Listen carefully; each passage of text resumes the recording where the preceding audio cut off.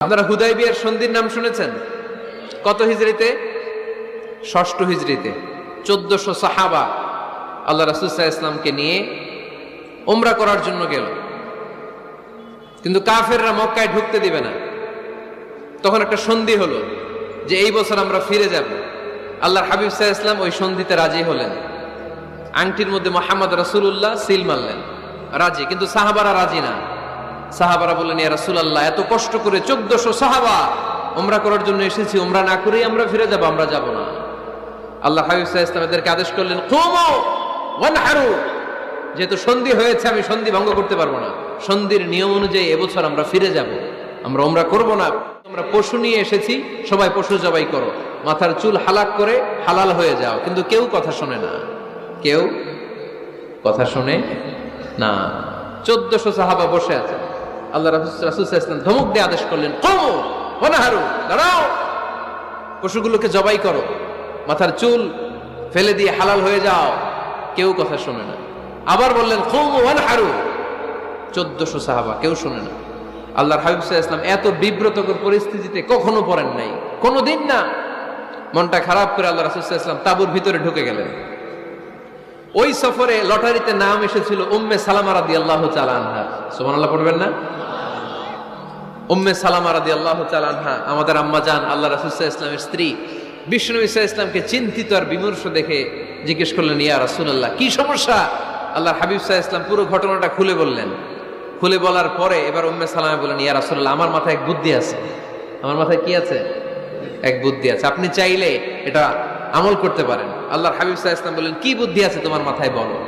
উম্মে সালামা রাদিয়াল্লাহু তাআলা আনহা বললেন, ইয়া রাসূলুল্লাহ সাল্লাল্লাহু আলাইহি ওয়াসাল্লাম, আপনি কারোর সাথে কথা বলবেন না, কাউকে আদেশ করবেন না, আপনি নিজে ঘর থেকে এখন বের হয়ে যাবেন, নিজেই আপনার উটটাকে আপনি নহর করে ফেলবেন, মানে জবাই করে ফেলবেন। এরপর আপনার চুল যে সাহাবা সব সময় কেটে দেয় তাকে আদেশ করবেন আপনার চুল ফেলে দেওয়ার জন্য, বাকিটা কি হয় নিজেই দেখবেন। সুবহানাল্লাহ পড়বেন না? উম্মে সালামা রাদিয়াল্লাহু তাআলা আনহার পরামর্শ অনুযায়ী আল্লাহর হাবিব সাল্লাল্লাহু আলাইহি ওয়াসাল্লাম তাবু থেকে বের হলেন, নিজ হাতে ছুরি দিয়ে উটকে নহর করলেন। উট জবাই করা যায় না। কুরবানির সময় ঈদুল আজহায় ১০-১২ জন মিলে গরুকে রশি দিয়ে বেঁধে মাটিতে শুইয়ে গলার মধ্যে আমরা যেভাবে জবাই করি, উটকে ওইভাবে জবাই করা যায় নাকি? আরব বিশ্বে আমাদের ভাইরা ছিল, তারা জানে উট জবাই হয় না, উটকে করতে হয় নহর। আল্লাহর হাবিব সাল্লাল্লাহু আলাইহি ওয়াসাল্লাম নিজে ছুরি নিয়ে ওটার গলার মধ্যে এরকম খোঁচা মারলেন, ফিনকি দিয়ে ঝমঝম করে রক্ত বেরোতে শুরু করলো, নহর হয়ে গেল। সাহাবারা দৃশ্য দেখে অবাক। আল্লাহর হাবিব বললেন, আইনা হালিকি, আমার মাথার চুল হালাক করে দেয় ওই সাহাবী কই? আমার সেলুনম্যান কোথায়?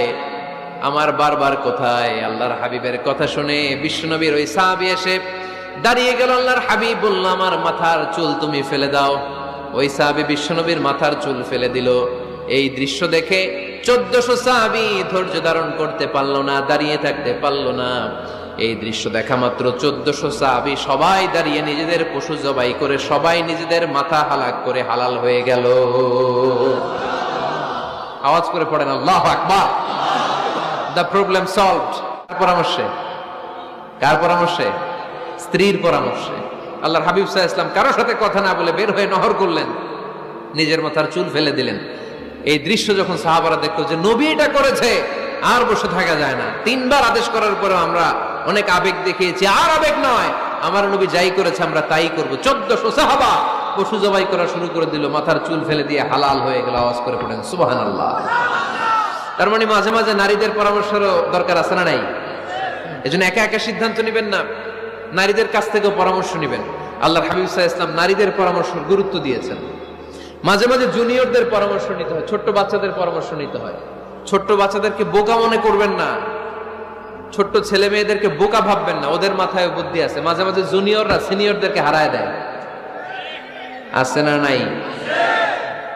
আল্লাহর হাবিব সাল্লাল্লাহু আলাইহি ওয়াসাল্লামের একটা বৈশিষ্ট্য ছিল, তিনি কিছু খেলে খাওয়ার পরে বন্টন করলে কোন দিক দিয়ে করতেন? আওয়াজ করে বলেন না। ঠিক। একবার তিনি দুধ খেলেন, দুধ খেয়ে বন্টন করবেন, কিন্তু ডান দিকে দাঁড়িয়ে ছিল একটা ছোট্ট ছেলে আর বাঁ দিকে মুরব্বী সাহাবারা। আল্লাহর হাবিব সাল্লাল্লাহু আলাইহি ওয়াসাল্লাম এই ছোট্ট ছেলের কাছ থেকে অনুমতি চাইলেন। তার মানে ছোট্টদেরও পরামর্শের দরকার আছে না নাই?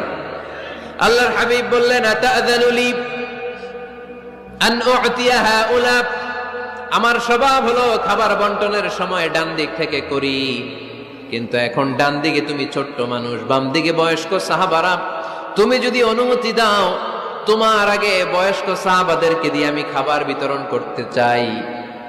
ছোট্ট ছেলেটা বলল, ইয়া রাসূলুল্লাহ লা উসিরু বিনাসিবি মিনকা হাদান, আপনার এই বরকতের জিনিস আমি অন্য কাউরে দিতে চাই না, আমার ভাগেরটা আমি আগে খাইতে চাই, যেহেতু হিসাবে আমি পাই আমার আগে দেন, আমি দিব না।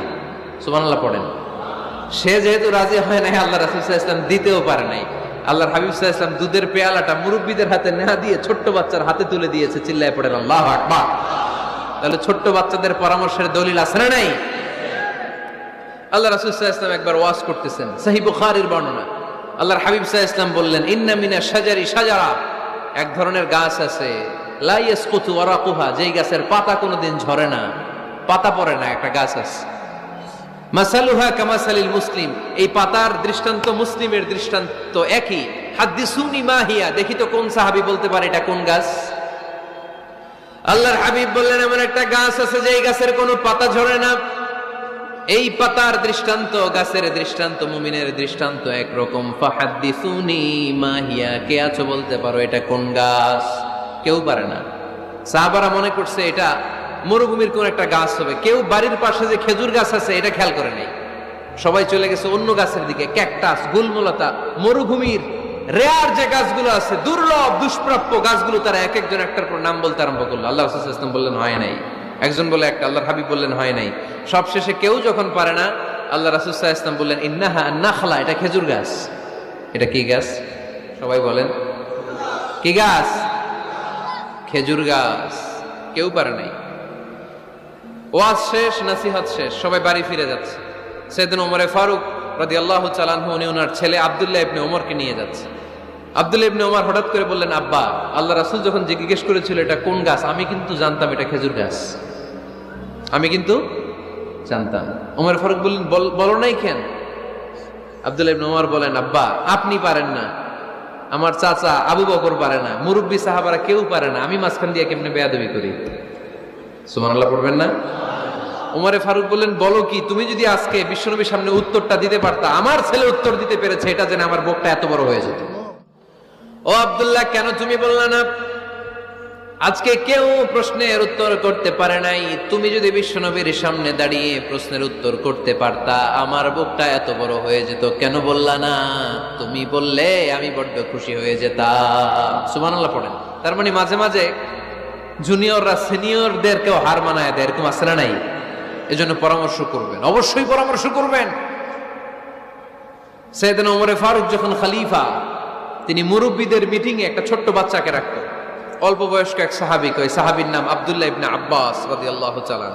মুরব্বীরা মনে কষ্ট পেলেন, কিরে এই ছেলের সমান নাতি আছে, আমার ঘরে আমার নাতি আছে, এই ছেলের সমান এই ছেলেকে কেন রাখে?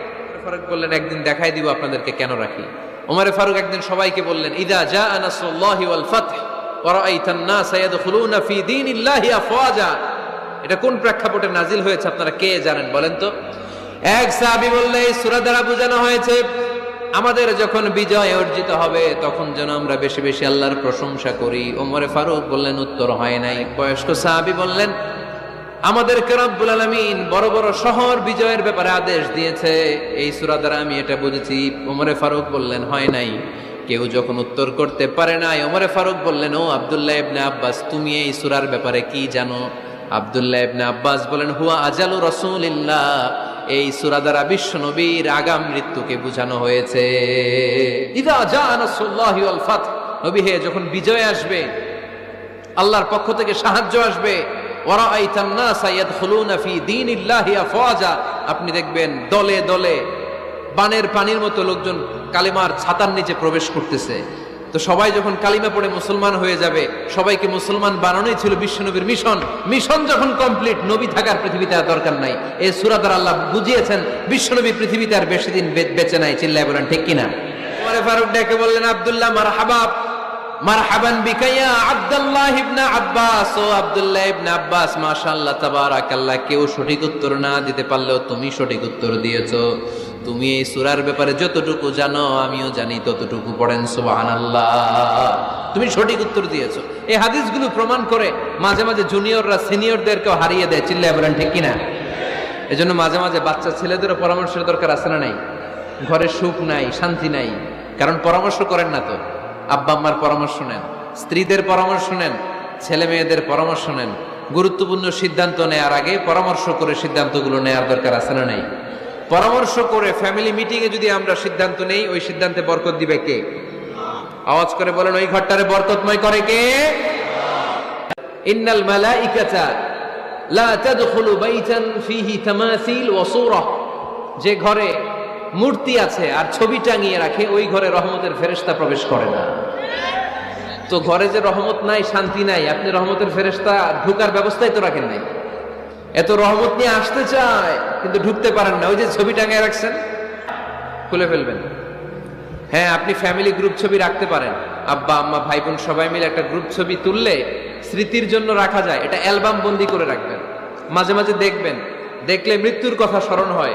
আয় রে, 10 বছর আগের ছবিটা দেখলে কি কুচকুচে কালো দাড়ি ছিল আমার, এখন সাদা হয়ে গেছে, ঠিক কিনা? তখন বুঝবেন যে মৃত্যুর দিকে আমি এগিয়ে যাচ্ছি। এই দুনিয়াটা ক্ষণিকের, একটা ধোঁকা, একটা মরিচিকা, একটা লোভ আর লালসার পেছনে আমরা ছুটে বেড়াচ্ছি। ধোঁকা, আসল জীবন কবরের জীবন। আওয়াজ করে বলতে হবে ঠিক কিনা? পুরাতন ছবির অ্যালবামগুলো খুললে মৃত্যুর কথা স্মরণ হয়।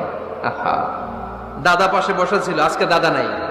নানারা নিয়ে একটা ছবি তুলে অ্যালবামে রাখছিলাম, আজকে নানা নাই। বাবার সাথে ছবি ছিল, আজ বাবা নাই। মৃত্যুর কথা স্মরণ আছে না নাই? প্রয়োজনে আব্বা আম্মার সাথে বা নিজেদের ফ্যামিলি গ্রুপ পিকচার তুলতে পারবেন, এটা অ্যালবাম বন্দি করে রাখেন, কিন্তু টাঙিয়ে রাখা যাবে? রাখবেন আপনারা? অনেকে কুকুরের শো পিস কিনে, কুকুরের, বিড়ালের, কুমিরের শো পিস কিনে শো কেসে সাজিয়ে রাখে, আছে না নাই? এগুলো আপনি রাখতে পারবেন না, এগুলো রাখবেন না। ইন্নাল মালাইকাতা লা তাদখুলু বাইতান ফীহি তামাসিল ওয়া সূরা, যেই ঘরে ছবি টাঙিয়ে রাখা হয়, মূর্তি সাজিয়ে রাখা হয়, আল্লাহর রহমতের ফেরেশতারা ওই ঘরে কঠিন কালেও প্রবেশ করে না।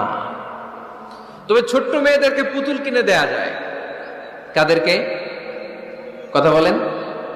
ছোট্ট মেয়েদেরকে দেখবেন, ওরা পুতুলকে বাচ্চার মতো আদর করে, এটার দুধ খাওয়ায়, এটার জন্য রান্না করে, গোসল করায়, আছে না নাই? আম্মা জান আয়েশা রাদিয়াল্লাহু তাআলা আনহা পুতুল নিয়ে খেলা করতেন। নারীদের, ছোট্ট মেয়েদের জন্য এটা জায়েজ রাখা হয়েছে এই কারণে, কারণ কিছুদিন পরেই তারা মা হতে চলেছে, ঠিক কিনা? কেমন করে বাচ্চা কাচ্চা লালন পালন করবে, কেমন করে আমাদের আগামী প্রজন্মকে তারা গড়ে তুলবে, ওইটার একটা প্রশিক্ষণ খেলার মাধ্যমেই ছোটবেলায় যেন তাদের হয়ে যায়। এজন্য ছোট্ট মেয়েদের জন্য পুতুল দিয়ে খেলাকে শরিয়ত জায়েজ রেখেছে। চিল্লায় পড়েন সুবহানাল্লাহ। কত সুন্দর আমাদের ইসলাম, check and balance, check and balance. কিন্তু ছবি টাঙিয়ে রাখা যাবে না। কুকুরের শোপিস, কুমিরের শোপিস শোকেসে সাজিয়ে রাখা যাবে, শান্তি আসবে না ঘরে, জাহান্নামের টুকরা হয়ে যাবে ঘর। ঘরের ভেতরে গিটার রাখা যাবে না। গিটার চেনেন? হারমোনিয়াম রাখা যাবে না। ঢোল তবলা, বাজারে ঢোল বাজারে বাঁশি, আছে না নাই? ঢোল রাখতে পারবেন না। বংশী বাজায় কে রে সখী, বংশী বাজায় কে, বংশী রাখা যাবে না। বংশী মানে বাঁশি। এই বাঁশি, ঢোল, তবলা, হারমোনিয়াম, গিটার, এগুলো যদি ঘরে থাকে রহমতের ফেরেশতা ঢুকে না। আল্লাহ হাবিব সাল্লাল্লাহু আলাইহি ওয়াসাল্লাম বলেছেন, বুইসতু লিউকাসসিরাল মাযামির, ঢোল, বাদ্য, হারমোনিয়াম, তবলা এগুলোকে ভেঙে মাটির সাথে চুরিয়ে দেওয়ার জন্য আমি বিশ্বনবী আগমন করেছি। চিল্লায় বলেন ঠিক কিনা? এজন্য আল্লাহর হাবিব বললেন, ইন্নাল মালাইকাতা লা তাদখুলু বাইতান ফীহি তামাসিল ওয়া সূরা। মুসনাদে আহমদ ইবনে হাম্বলের হাদিস। আল্লাহর রহমতের ফেরেশতারা ওই সমস্ত ঘরে কশিন কালেও প্রবেশ করে না যেই ঘরে ছবি টাঙানো আছে আর আছে মূর্তি। কথা বুঝতে পেরেছেন? তাহলে এগুলো রাখা যাবে না। হিন্দি সিরিয়াল দেখা যাবে না, ঠিক কিনা? এমনও ফ্যামিলি আছে, বাবা ছেলে একসাথে বসে হিন্দি সিরিয়াল দেখে, ইন্ডিয়ান নায়িকাদের কোমর দুলানো ডান্স দেখে, আছে না নাই? সিরিয়ালের জন্য পাগল এদেশের মেয়েরা। আলহামদুলিল্লাহ, এদের মধ্যে এখন পরিবর্তন হইতেছে। এরা এখন ওয়াজ দেখা শুরু করতেছে, ঠিক কিনা? তার মানে এই তাফসির মাহফিলগুলোর সফলতা আছে না নাই? আছে, আল্লাহর মেহেরবানি। অনেক বোনরা বলে, হুজুর আগে সিরিয়াল দেখতাম, এখন ওয়াজ দেখি। আলহামদুলিল্লাহ করবেন না? হিন্দি সিরিয়াল দেখবেন না, অশ্লীল নাটক দেখবেন না। টেলিভিশনে হিন্দি সিরিয়াল, হিন্দি সিনেমা, অশ্লীল নাটক দেখলে রহমতের ফেরেশতারা ওই ঘরে প্রবেশ করে। তাহলে কি দেখবেন? টিভিতে কি দেখবেন বলেন? হ্যাঁ, খিদা দেখতে হয়, ওয়াজ দেখতে হয়নি। আচ্ছা, টিভিতে আপনারা ইসলামিক প্রোগ্রামগুলো দেখবেন। রমাদানে অনেক ইসলামিক প্রোগ্রাম করে টেলিভিশন চ্যানেলগুলো, এগুলো দেখবেন। সৌদি আরবের সরাসরি লাইভ প্রোগ্রাম, এগুলো দেখবেন। জিওগ্রাফিক্যাল চ্যানেল আছে, দেখবেন। অ্যানিমেলস কিংডম দেখবেন। আফ্রিকার জঙ্গলে কত ধরনের প্রাণী পাওয়া যায়, সাগরের অতল গহ্বরে কি ধরনের মাছ আল্লাহ সৃষ্টি করে রেখেছে, সি ওয়ার্ল্ড আমরা জানি না, সাগরের অতল গহ্বরের রাজ্য কেমন। অ্যানিমেলস কিংডম আর জিওগ্রাফিক্যাল চ্যানেল, এগুলো দেখবেন। টক শো দেখতে পারেন, নিউজ দেখতে পারেন। এমন প্রোগ্রামগুলো দেখেন যেগুলো শিক্ষণীয়, নিজেকে জ্ঞানী ও আলোকিত করে গড়ে তুলতে সহায়তা করে, এমন প্রোগ্রামগুলো দেখবেন। আওয়াজ করে বলেন ঠিক কিনা? এর বাইরে হিন্দি সিরিয়াল, নাচানাচি, রূপবানে নাচে কোমর দুলায়া, আছে না নাই? ফেরেশতারা বলবে তোগরে পিটামু আমরা ঝুলায়া। দেখা যাবে, তাহলেই শান্তি আসবে। ঘরে মাঝে মাঝে নামাজ পড়বেন। ঘরে মাঝে মাঝে কি করবেন? সহিহ মুসলিমের হাদিস, আল্লাহ রাসূল সাল্লাল্লাহু আলাইহি ওয়াসাল্লাম বলেছেন, তোমরা মসজিদে ফরজ নামাজের পরে ঘরের জন্য কিছু সুন্নাহ আর নফল নামাজ রেখে দিও। কারণ যারা সুন্নাহ আর নফল নামাজ ঘরে পড়ে, আল্লাহ তাআলা তাদের ঘরটাকে বরকত দিয়ে পূর্ণ করে দেয়। বৃষ্টি যদি হয়, কখনো বৃষ্টি, বাইরে প্রচন্ড বৃষ্টি, আপনি জামাত ধরার জন্য মসজিদে যেতে পারতেছেন না, তখন ঘরের সবাইরে নিয়ে আপনি জামাতের ইমাম হবেন। দরকার আছে না নাই?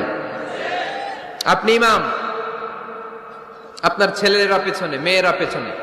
নারী পুরুষ একই কাতারে দাঁড়াতে পারে না, তো আপনি ইমাম, পেছনে আপনার ছেলেরা, এর পরের কাতারে আপনার মেয়েরা আর আপনার স্ত্রীরা। পারা যাবে না? ছেলে মেয়ে যদি না থাকে, হুজুর আমি আর সে টোনাটুনি সংসার, তাহলে টোনা দাঁড়াবে সামনে, টুনি দাঁড়াবে পেছনে। একসাথে দাঁড়ানো যাবে? আমি আর আজকে সভাপতি লিয়াকত ভাই দুজনে মিলে যদি জামাত করি, একসাথে দাঁড়ানো যাবে। আমি এদিকে, লিয়াকত ভাই আমার ডানে, ঠিক কিনা?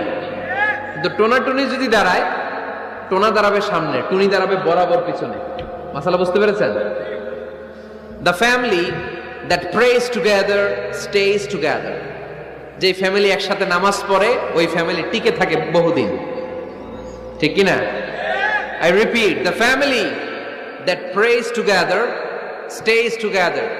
যে পরিবার একসাথে সালাত আদায় করে ঘরে, এই পরিবারগুলো ভাঙে না। এই পরিবারে ডিভোর্সের কথা শুনবেন না। এই পরিবারে আছে শুধু শান্তি আর শান্তি। চিল্লায় বলেন ঠিক কিনা? যদি একান্নবর্তী ফ্যামিলি হয়, ভাই বোন আত্মীয় স্বজন একসাথে, নারী পুরুষ দেখা দেয়া জায়েজ নেই, তখন ছেলেরা একসাথে খান। ছেলেদের পর্ব শেষ হলে মেয়েরা একসাথে খান। একসাথে খেলে, খাবার শেয়ার করলে বরকত আছে না নাই? সামান্য একটু খাবার আপনি আপনার ছেলের পাতে তুলে দেন, আপনার ছেলে আপনার পাতে তুলে দিবে, বরকত বাড়ায় দিবে কে? একসাথে ইফতারি করবেন, আলাদা আলাদা ইফতারি করবেন না। একসাথে ইফতারি করলে বরকত দেয় কে?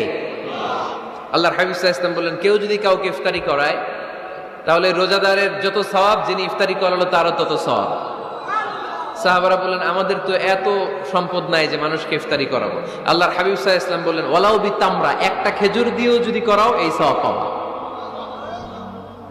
ওয়ালাউ বিআযকাতি লাবান, এক ঢোক দুধ দিয়েও যদি করাও, ওয়ালাউ বিশারবাতি মা, এক ঢোক পানি দিয়েও যদি করাও, এই সওয়াব পাবা।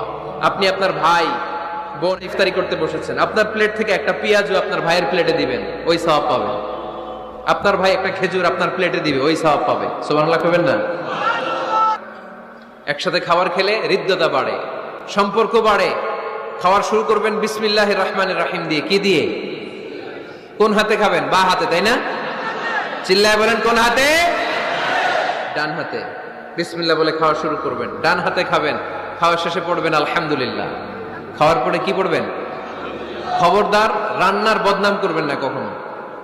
রান্নার বদনাম করেন নাকি?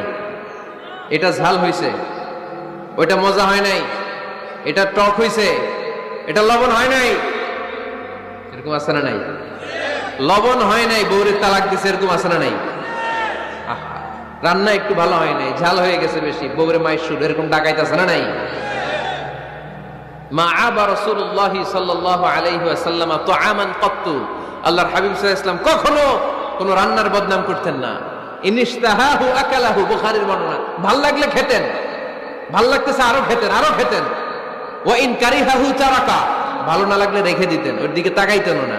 কিন্তু কখনো বলেন নাই লবণ হয় নাই, কখনো বলেন নাই ঝাল বেশি হয়েছে, কখনো বলেন নাই রান্নাটা মজা হয় নাই। সুবহানাল্লাহ পড়বেন না? কি রাসূল ছিলেন আমার। এজন্য রান্নার বদনাম করবেন না, একসাথে মিলেমিশে খান, বরকত বাড়ায় দিবে কে? ঘরে কোরআন তেলাওয়াত করুন। কি তেলাওয়াত? কোরআন তেলাওয়াত নাই, ঘরে তেলাওয়াত নাই, ফজরের পরে তেলাওয়াত নাই, সব ঘুম আর ঘুম, আছে না নাই? তো রহমত বরকত ঢুকবে কেমনে? ঘরে কোরআন তেলাওয়াত করুন। হাজবেন্ড তার ওয়াইফকে কোরআন তেলাওয়াত শোনাবে, ওয়াইফ তার হাজবেন্ডকে শোনাবে, বাবা তার সন্তানকে শোনাবেন, সন্তান বাবাকে শোনাবেন। প্রতি মাসের জন্য একটা সূরাকে নির্ধারণ করুন যে আমরা সবাই মিলে এই মাসে এই সূরাটা মুখস্থ করব। পারা যাবে? আওয়াজ করে বলেন তো, সূরাতুদ দোহা এটা কি খুব বড় সূরা? কথা কয় না। সূরাতুদ দোহা কি বড় সূরা না ছোট সূরা? তো এক মাসে কি এই সূরাটা মুখস্থ করা যাবে না? কথা বলে। ওয়াত্তিনি ওয়াজ-যাইতুন ওয়া তুরি সিনিন, এটা কি বড় সূরা? এক মাসে পারা যাবে না? প্রতি মাসের জন্য একটা করে সূরা নির্ধারণ করুন। তাহলে 12 মাসে কয়টা সূরা? আওয়াজ করে বলতে হবে, 12টা সূরা। এই যে নতুন বছরের জন্য প্ল্যান নেন, ঘরটারে কি করে সুখী সমৃদ্ধ বানাবেন। প্রতি মাসের জন্য কয়টা সূরা? 12 মাসে তাহলে কয় সূরা? 12 সূরা।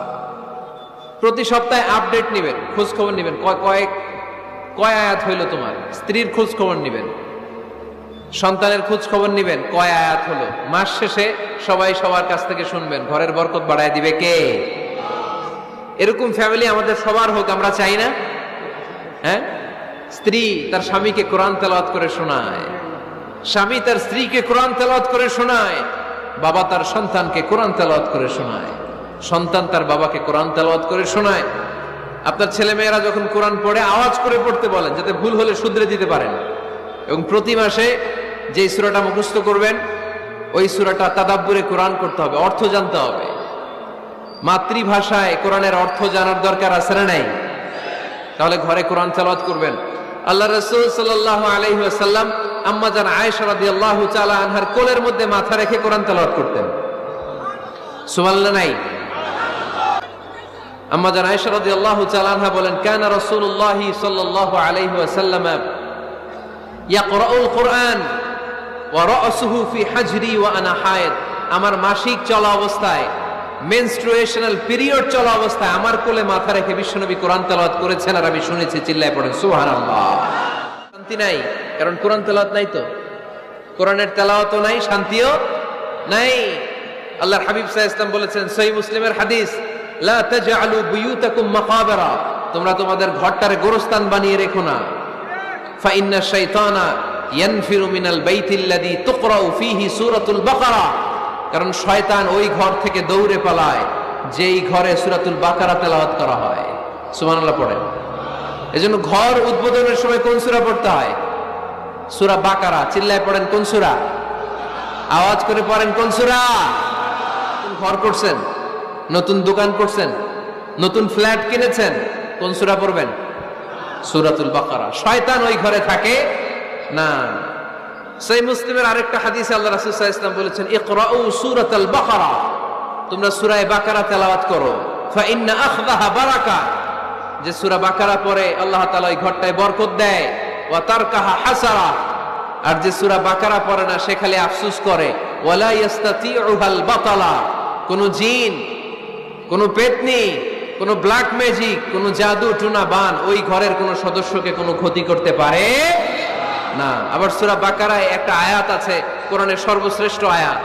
বলেন তো আয়াতটার নাম কি? আওয়াজ করে বলেন কোন আয়াত? আল্লাহর হাবিব সাল্লাল্লাহু আলাইহি ওয়াসাল্লাম বললেন, মান ক্বারা আয়াতাল কুরসি দুবুরা কুল্লি সালাতিন মাকতুবা, প্রত্যেক ফরজ সালাতের পরে যে ব্যক্তি আয়াতুল কুরসি পড়বে তার জান্নাতে যাওয়ার ব্যাপারে আর কোনো বাধা থাকবে না। একটা মাত্র বাধা ছাড়া, সেটা হচ্ছে মরণ। লোকটা মরে না তাই জান্নাতে যায় না, মরলেই জান্নাতি। আওয়াজ করে পড়েন আল্লাহু আকবার। এখন কোরআনের তেলাওয়াত নাই, কোরআন আমরা শিখাতে চাই না, আছে না নাই? আমরা এখন ধর্মপ্রাণ হয়েছি কোরআন ছাড়া। কি ছাড়া? প্রতিদিন ফজরের পরে আমার ঘর থেকে কোরআন তেলাওয়াত হোক, আমরা চাই কি চাই না? ঘরে সুখ সমৃদ্ধি আর শান্তি আসার মাধ্যম হচ্ছে কোরআন তেলাওয়াত করা। ঘরে কোরআন তেলাওয়াত বাড়ায় দেন, ঘরে শান্তি বাড়ায় দিবে কে? আউটিং এ যান, মাঝে মাঝে ফ্যামিলি ট্যুরে যান। কুল সিরু ফিল আরদ সুম্মা আনজুরু কাইফা কানা আকিবাতুল মুকাজ্জিবিন। জমিনে ঘুরে বেড়াও আর দেখো মিথ্যাবাদীরা পৃথিবীতে কি করেছে আর তাদের সাথে আমি কি আচরণ করেছি, ঠিক কিনা? সুযোগ হলে মিশরে যান, ফেরাউনের লাশ দেখে আসেন। কারুনের বাড়িতে যান, ধ্বংসস্তূপ দেখে আসেন। পারলে জর্ডানে যান, মৃত সাগর দেখে আসেন। সমকামিতার কারণে লূত আলাইহিস সালামের কওমের লোকদেরকে আল্লাহ জমিন থেকে উঠিয়ে একটা আঘাত করেছেন জমিনে। ফাজআলনা আলিয়াহা সাফিলাহা, জমিনের উপরের মাটিকে আমি নিচে ঢুকিয়েছি, নিচের মাটিকে আমি উপরে ঢুকিয়েছি। উপর থেকে শিলা আর প্রস্তর বৃষ্টি নাজিল করে পুরো জমিনটারে আমি মেসাকার করে দিয়েছি। ওইখানে এখন ডেড সি, লোহিত সাগর, মৃত সাগর। ওখানে কোনো মাছ জন্মায় না, কোনো কাঁকড়া জন্মায় না, ব্যাঙ জন্মায় না, কিচ্ছু জন্মায় না। লবণের ডেনসিটি, ঘনত্ব এত বেশি, ওখানে কোনো মানুষ ডুবেও না। গজবের জায়গা, সুযোগ হলে দেখে আসেন। টাকা পয়সা ভালো থাকলে সময় হলে প্রায় ফ্যামিলি মেম্বারদেরকে নিয়ে উমরায় যান।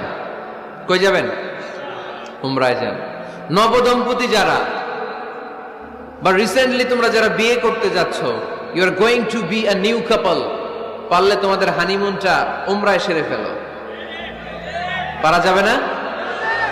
স্বামী স্ত্রী দুইজনে মিলে মক্কায় চলে যাও, আল্লাহর ইবাদত, আল্লাহর ঘরে সিজদা দিয়ে নতুন জীবনটাকে নতুন ভাবে শুরু করো। বরকত দিবে কে? বুখারীর বর্ণনা, কানা রাসূলুল্লাহ সাল্লাল্লাহু আলাইহি ওয়াসাল্লাম ইযা আরাদা সাফারান আকরা বাইনা আজওয়াজিহি। আল্লাহ রাসূল সফর করলে কোন স্ত্রীকে নিয়ে যাবেন তিনি স্ত্রীদের নাম লিখে লটারি করতেন। সুবহানাল্লাহ নাই? কি করতেন? কোরআ, আরবিতে বলে কোরআ, বাংলায় বলে লটারি। এই লটারি জায়েজ, এই লটারি জায়েজ আছে। স্ত্রীদের নাম লিখে কোরআ করতেন, লটারি। যার নাম আসতো তাকে নিয়ে আল্লাহর হাবিব সাল্লাল্লাহু আলাইহি ওয়াসাল্লাম সফরে বেরিয়ে যেতেন। সফরে স্ত্রীদের সাথে দৌড়াদৌড়ি করতেন। সুবহানাল্লাহ বলবেন না? আম্মা জান আয়েশা রাদিয়াল্লাহু তাআলা আনহাকে আল্লাহর হাবিব সাল্লাল্লাহু আলাইহি ওয়াসাল্লাম এত ভালোবাসতেন, আল্লাহর হাবিব সাল্লাল্লাহু আলাইহি ওয়াসাল্লাম বলতেন, আয়েশা চলো দৌড়াদৌড়ি করি। ওই যে দেখা যায় খেজুর গাছ, চলো কে কার আগে যেতে পারে। দুইজন দৌড়ালেন।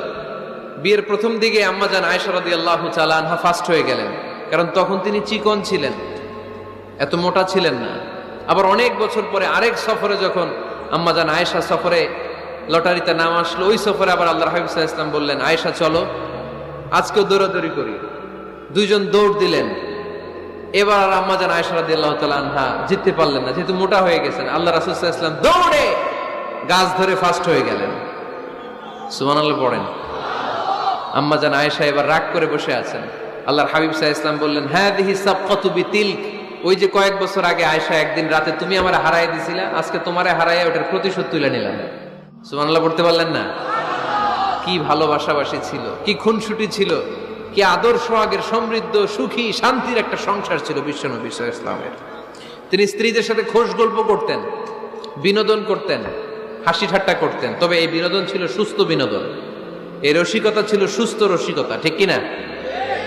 আমরা এটা করতে চাই না। অনেকের চেহারা, আমাদের চেহারার মধ্যে কোনো হাসি নাই, খালি রাগ আর রাগ, আছে না নাই? অনেকে দেখবেন 5 বছরও একবারও হাসে নাই। মুচকি হাসবেন, মুচকি হাসি দেওয়া সুন্নাত। আর মুচকি হাসতে পয়সা লাগে না। পয়সা লাগে তো হাসেন না কেন? মুচকি হাসেন, হাসি দেওয়া সুন্নাত। কোরআনের প্রথম কথা কি? ইকরা, পড়ো। কোরআনের প্রথম কথা কি? ইকরা বিসমি রাব্বিকাল্লাযী খালাক, খালাকাল ইনসানা মিন আলাক, ইকরা ওয়া রাব্বুকাল আকরাম আল্লাযী আল্লামা বিল কলম, আল্লামাল ইনসানা মা লাম ইয়ালাম। পড়েন সুবহানাল্লাহ। পড়ো তোমার প্রভুর নামে যিনি তোমায় শিখিয়েছেন। Read in the name of your Lord who has created. পড়ো, পড়ার কোনো বিকল্প নাই, আপনার পড়তেই হবে।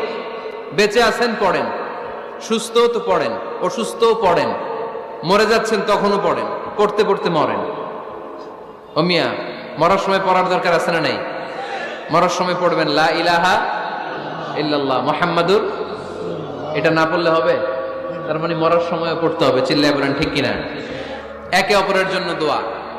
সাইয়েদনা ইব্রাহিম ফ্যামিলির জন্য দোয়া করতেন, রাব্বি জাআলনি মুকিমাস সালাতি ওয়া মিন যুররিয়াতি রাব্বানা ওয়া তাকাব্বাল দুআ।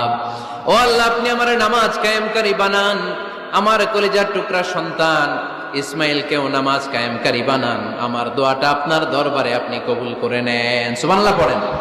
রব্বানা ইন্নী আসকানতু মিন যুররিয়াতি বিওয়াদিন গায়রি যী যারইন ইনদা বাইতিকাল মুহাররাম। ও আল্লাহ, আমার সন্তান সন্ততি, আমার ফ্যামিলিকে ধুধু মরুপ্রান্তর এই উপত্যকার মধ্যে তোমার কাবা ঘরের সামনে রেখে গেলাম, তাদেরকে তুমি নামাজ কায়েমকারী বানিয়ে দিও। গোটা বিশ্বের সব মানুষের অন্তর আমার ফ্যামিলির দিকে আল্লাহ তুমি ঝুঁকিয়ে দিও। ওয়ারযুকহুম মিনাস সামারাত, ফলমূল দিয়ে আল্লাহ তুমি তাদেরকে রিজিকের ব্যবস্থা করে দিও। মানে সব নবীরা তাদের পরিবারের সদস্যদের জন্য দোয়া করতেন কি করতেন না? আবার কোরআন আমাদেরকে শিখালো, রব্বানা হাব লানা মিন আজওয়াজিনা ওয়া মিন যুররিয়াতিনা কুররাতা আ'য়ুন ওয়াজআলনা লিল মুত্তাকিনা ইমামা। ও আল্লাহ, এমন নেককার সন্তান, এমন নেককার স্ত্রী আপনি আমাকে দান করেন যাদের দিকে তাকালে আমার চোখ দুইটা ঠান্ডা হয়ে যায়। চক্ষু শীতলকারী স্ত্রী দেন। বিয়ে যাদের হয় নাই, ইয়াং ছেলেরা এই দোয়াটা করবা। বিয়ের জন্য দোয়ার দরকার আছে না নাই? প্রতিদিন এই দোয়া করবা, আল্লাহ এমন স্ত্রী দেন, এমন জীবন সঙ্গিনী আপনি আমাকে দেন, এমন লাইফ পার্টনার দেন যার দিকে তাকালে আমার চোখ জুড়িয়ে যায়। এমন সন্তান আল্লাহ আপনি আমার ফ্যামিলিতে দেন যাদের দিকে তাকালে আমার চোখ দুইটা ঠান্ডা হয়ে যায়। নেককার সন্তান, নেককার স্ত্রী আল্লাহর কাছে দোয়া করে চেয়ে নিতে হয়। তাহলে ফ্যামিলি মেম্বার একে অপরের জন্য দোয়ার দরকার আছে না নাই? বাবা দোয়া করবে ছেলের জন্য, ছেলে করবে বাবার জন্য, মা দোয়া করবে মেয়ের জন্য, মেয়ে করবে মায়ের জন্য, ভাই করবে বোনের জন্য, বোন করবে ভাইয়ের জন্য। দোয়ার দরকার আছে না নাই? দোয়া করবেন সবাই সবার জন্য। ওহে বিশ্বাসীরা, নিজেরাও জাহান্নামের আগুন থেকে বাঁচো, পরিবারকেও জাহান্নামের আগুন থেকে বাঁচাও। আল্লাহ আমাদের নিজেদেরকেও বাঁচাও, পরিবারকেও জাহান্নামের আগুন থেকে বাঁচাও। আমরা পড়ি আমিন। আমাদের ফ্যামিলির সবাই আমরা দুনিয়াতে যেমনি একসাথে, জান্নাতেও যেন একসাথে থাকতে পারে আল্লাহ তুমি তৌফিক দান করো। আল্লাহর কাছে দোয়া করবেন, রব্বিলা তাযারনি ফারদাও ওয়া আনতা খায়রুল ওয়ারিসিন। এটা নবীদের দোয়া। পারেন না দোয়াটা? সবাই পড়েন আমার সাথে, রব্বিলা তাযারনি ফারদাও ওয়া আনতা খায়রুল ওয়ারিসিন। এর মানে হলো আল্লাহ আপনি আমারে নিঃসন্তান বানিয়ে এই দুনিয়ায় রাখবেন না, আপনি তো উত্তম উত্তরাধিকার তৈরিকারী, আপনি উত্তম সন্তান দানকারী, ঠিক কিনা? আল্লাহ তাআলা সন্তান দেন, এজন্য আপনি দোয়া করবেন, এই দোয়াগুলো পড়বেন। রব্বি হাবলি মিনাস সালিহিন। আমার সাথে সাথে আওয়াজ করে পড়েন, রব্বি হাবলি মিনাস সালিহিন। কেউ বাদ যাবেন না, আওয়াজ করে সবাই পড়ুন, রব্বি হাবলি মিনাস সালিহিন। এর অর্থ হচ্ছে, হে আল্লাহ আপনি আমাকে নেককার সন্তান দান করেন। আওয়াজ করে পড়েন আমিন। নেককার স্ত্রী, নেককার সন্তান আল্লাহর কাছে চাইতে হয় ভাইয়েরা, চাইলে পাওয়া যায় না। অনেকে ছেলে পছন্দ করে, মেয়ে পছন্দ করে না, আছে না নাই? ছেলে হোক মেয়ে হোক, শুকরিয়া করবেন কার? কারণ পৃথিবীর এই যে বড় বড় বিজ্ঞানীরা মাইক বানাতে পারে, মোবাইল বানাতে পারে, কম্পিউটার বানাতে পারে, রকেট বানাতে পারে, জেট প্লেন বানাতে পারে, হেলিকপ্টার বানাতে পারে, কিন্তু পৃথিবীর সব বিজ্ঞানীরা মিলে একটা বাচ্চা বানাতে পারবে? একটা সন্তান বানাতে পারবে? আর্টিফিশিয়াল মাঝে মাঝে রোবট বানায়। একটা রোবট আসছিল আমাদের দেশে, সোফিয়া নামে, মনে আছে? এরকম আরো ডেভেলপড রোবট তারা বানিয়েছে, কিন্তু এগুলো কাজ করে না। এদিকে যাইতে গেলে মাঝে মাঝে ওদিকে চলে যায়। আর এগুলোর সিস্টেম সফটওয়্যার ভিতরে ঢুকাই দিতে হয়, সফটওয়্যারে যা, এর বাইরে কিছু বলতে পারে না। তাহলে গোটা বিশ্বের সবগুলো রোবট এক জায়গায় রাখলে আল্লাহর দেয়া একটা মানুষের ব্রেনের সমান হবে? অনেকের টানা মেয়ে হইতেছে, 5টা মেয়ে, খালি দোয়া করে আল্লাহ একটা ছেলে দাও। 6ঠবারও হয়েছে মেয়ে। এটা আমার হাতেও নাই, আপনার হাতেও নাই, ডাক্তারের হাতেও নাই। কার হাতে? তো যারটা যার হাতে, হের হাতে ছেড়ে দেয়। পারবেন নাকি না শুকরি করবেন? আল্লাহ বলে, খবরদার, দুনিয়ার সবাই অনেক কিছু বানাতে পারে, অনেক কিছু তৈরি করতে পারে, কিন্তু একটা সন্তান দিতে পারে না। তুমি 6টা ছেলে পাওয়ার কারণে নাশুকরি করো, মেয়ের জন্য আমার বিরুদ্ধে কথা বলো। এমন অনেক দম্পতি আছে 20 বছর কেঁদে কেঁদে জীবনটারে শেষ করে দিল, আমি এমন পরীক্ষায় ফেলেছি একটা সন্তানও তাদের দেই নাই। আমি এমন এক সত্তা, আমি যারে চাই তারে ছেলে দেই, যারে চাই তারে মেয়ে দেই, যারে চাই তারে ছেলেও দেই মেয়েও দেই। আমি এমন এক সত্তা, যারে চাই না তারে ছেলেও দেই না মেয়েও দেই না। তিনি কে? তিনি দেন। এজন্য শুকরিয়া করবেন কার? 3টা চলে গেল, ছেলে হোক মেয়ে হোক, শুকরিয়া করো। 4 নাম্বার, ছেলে দেখ মেয়ে দেখ, সন্তান হওয়ার সাথে সাথেই ছেলের কানে বা মেয়ের কানে আজান দিতে হবে। কে দিতে হবে? আজান দিতে হবে। দেন না আপনারা? দিবেন নাকি ইমাম সাহেব হুজুর আসবে তারপরে দিবে বসে থাকেন? খতিব সাহেব হুজুর না আসলে তার আজান দেয়া যাবে না, বড় হুজুর না আসলে তার দেয়া যাবে না, এরকম না। মুসনাদে আহমদ ইবনে হাম্বলের হাদিস, ফাতেমা রাদিয়াল্লাহু তাআলা আনহার প্রথম সন্তান ইমাম হাসান রাদিয়াল্লাহু তাআলা আনহু, আল্লাহ রাসূলের নাতি ইমাম হাসান যখন জন্মগ্রহণ করলো, বিশ্বনবী নিজে এসে হাসানকে কোলে নিয়ে হাসানের কানের সামনে আজান দিয়েছেন। আযানা রাসূলুল্লাহ সাল্লাল্লাহু আলাইহি ওয়াসাল্লাম আলা উযুনাইল হাসান হিনামা ওয়ালাদাতহু ফাতিমাতু বিসসালাহ। বিশ্বনবী নিজে আজান দিয়েছেন। আজান দিতে পারেন আপনারা? পারেন না সবাই? পারেন না আজান দিতে? নিজের ছেলের কানের সামনে নিজে আজান দিবেন। যদি নানা হয়ে থাকেন, নানা নাতির কানের সামনে যে নানাই আজান দিবেন, চাচা যে ভাতিজার কানে আজান দিবেন। আজানের জন্য বসে থাকা লাগবে? আমরা প্রত্যেকে আজান পারি কি পারি না? তো কেন আজান দিব বাচ্চার কানে? 2টা সিগনিফিকেন্স। নাম্বার 1, যদিও বাচ্চার আমলনামা শুরু হয় নাই, জাস্ট নিউ বর্ন বেবি, এইমাত্র জন্মগ্রহণ করলো, কিন্তু পৃথিবীতে আসার সাথে সাথেই আল্লাহ বলে ওর কানের সামনে আমার তাকবীর দিয়ে ইসলামটা ওর কানের ভিতরে ঢুকায় দাও, ঢুকায় দাও। শুরু থেকেই তাকবীর দিয়ে ইসলামের পরিচয় ওর কানের সামনে দিয়ে দাও। This is the significance number 1। Number 2, এই পৃথিবীতে যখন কেউ আসে, শয়তান যে তার শত্রু এসে ইয়াতানু ফি জামবাই ইবনে আদম, বনি আদমের 2 পা ধরে 2টা গুতা মারে, আর বাচ্চা ওয়া ওয়া করে কেঁদে ওঠে। বনি আদম পৃথিবীতে আসার সাথে সাথে শয়তান গুতা মারে আর জানান দেয়, তোদের কারণে আমি জাহান্নামী, তোরে সারা জীবন এমন ওয়াসওয়াসা আমি দিতে থাকবো, তোদেরকে জাহান্নামী বানানোর আগ পর্যন্ত আমি ক্ষান্ত হব না। আমি যে দুনিয়াতে ওয়াসওয়াসার জন্য এসেছি, আমার উপস্থিতি, আমার অস্তিত্ব আমি জানান দিলাম। গুতা মারে। তো শয়তানে করবে শয়তানের কাজ, আমরা করব আমাদের কাজ, ঠিক কি না? শয়তান মারবে গুতো, আর আমরা কি দিব? চিল্লায় বলতে হবে কি দিব? মনে থাকবে, ভুলে যাবেন না তো আবার। নাম্বার 2, তাহনিক করা সুন্নাহ। তাহনিক হচ্ছে খেজুর, কোন আলেম খেজুর একটু চিবিয়ে ওই চিবানো খেজুরটা বাচ্চার ঠোঁটের মধ্যে লাগাই দিবে। আল্লাহ রাসূল সাল্লাল্লাহু আলাইহি ওয়াসাল্লাম বাচ্চাদেরকে এরকম তাহনিক করতেন। যদি খেজুর পাওয়া না যায়, একটু মধু নিয়ে মুখের মধ্যে লাগাই দিবে। আধুনিক মেডিকেল সায়েন্স এটাকে খুবই স্বাস্থ্যসম্মত বলেছে, হেলদি। কারণ বাচ্চা যখন দুনিয়াতে আসে, তার নিউট্রিশন চ্যানেলটা মানুষ কেটে দেয়। তার নিউট্রিশন চ্যানেল হচ্ছে তার নাভির সাথে তার মায়ের জরায়ুর একটা কানেকশন। তার মায়ের জরায়ু থেকে সে এনার্জি পেত, নিউট্রিশন পেত। মানুষ যখন এটা কেটে দেয়, তখন তার নিউট্রিশন সাপ্লাই বন্ধ হয়ে যায়, কিন্তু তার এনার্জি খরচ করার প্রবণতা বেড়ে যায়। সে এসে ওয়া ওয়া চিৎকার করে, চিৎকার মারতে তার এনার্জি লাগে। সে হাত পা ছোটাছুটি করে, তার এনার্জি লাগে, কিন্তু এনার্জি নাই। এনার্জি লাইন আমরা কেটে দিছি। তাই ইনস্ট্যান্ট এনার্জি সাপ্লাইয়ের জন্য বিশ্বনবী বলেছেন, তাহনিক করে মুখে মিষ্টি ঢুকায় দাও। সুবহানাল্লাহ পড়বেন না? আল্লাহর হাবিব সাল্লাল্লাহু আলাইহি ওয়াসাল্লামের কাছে কোনো বাচ্চা নিয়ে আসলেই বিষ্ণু সাল্লাল্লাহু আলাইহি ওয়াসাল্লাম বলতেন, এই খেজুর নিয়ে আস। কে নিয়ে আসো? খেজুর আনলে একটু চিবিয়ে বাচ্চার মুখে খেজুরের রস ঢুকায় দিতেন। আল্লাহ রাসূল সাল্লাল্লাহু আলাইহি ওয়াসাল্লাম আগে আগে মদিনায় চলে আসলেন। আয়েশা রাদিয়াল্লাহু তাআলা আনহার বড় বোন, আম্মা জান আয়েশার 13 বছরের বড় আসমা বিনতে আবি বকর, উনি গর্ভ ধারণকারী অবস্থায় মক্কা থেকে মদিনায় হিজরত করে আসলেন। উনি বললেন, আনা মুতিম, আমার পুরো গর্ভধারণ পূর্ণ হয়ে গেল। আমি কোবা এলাকাতে আসার সাথে সাথে আমার সন্তান জন্ম নিল, আব্দুল্লাহ ইবনে জুবাইর। আমি সন্তান পেয়ে মহা খুশি, কারণ মুহাজির সাহাবার কারো ঘরে সন্তান হয় না। ইহুদিরা বলতে আরম্ভ করলো, আমাদের বদদোয়া লাগছে, এজন্য তোদের ঘরে সন্তান আর হবে না। তো এজন্য আসমা রাদিয়াল্লাহু তাআলা আনহার সন্তান যখন মদিনাতে প্রথম হলো, মদিনাতে আনন্দের হিল্লোল বইয়ে গেল। উনি ওনার সন্তানকে নিয়ে বিশ্বনবীর কোলে দিলেন। বিশ্বনবী বললেন, এই খেজুর নিয়ে আসো তো। খেজুর নিয়ে আসা হলো। বিশ্বনবী খেজুর চিবিয়ে বিশ্বনবী লালা সহ খেজুরের রস আব্দুল্লাহ ইবনে জুবাইরের মুখে ঢুকায় দিলেন। আসমা আজীবন গর্ব করে বলতেন ফাকানা আউয়ালু মা দাখালা জাওফাহু রিকু রাসূলিল্লাহ, আমার কলিজার টুকরা জুবাইরের সর্বপ্রথম ঢুকেছে খেজুর মিশ্রিত আমার নবীজির থুতু। আল্লাহু আকবার। এজন্য নবজাতক বাচ্চাদেরকে আলেমদের কাছে নিয়ে গেলে দেখবেন আলেমরা খেজুর নিয়ে বাচ্চার মুখের মধ্যে লাগায় দেয়। বাচ্চাটাকে সুস্থ রাখে কে?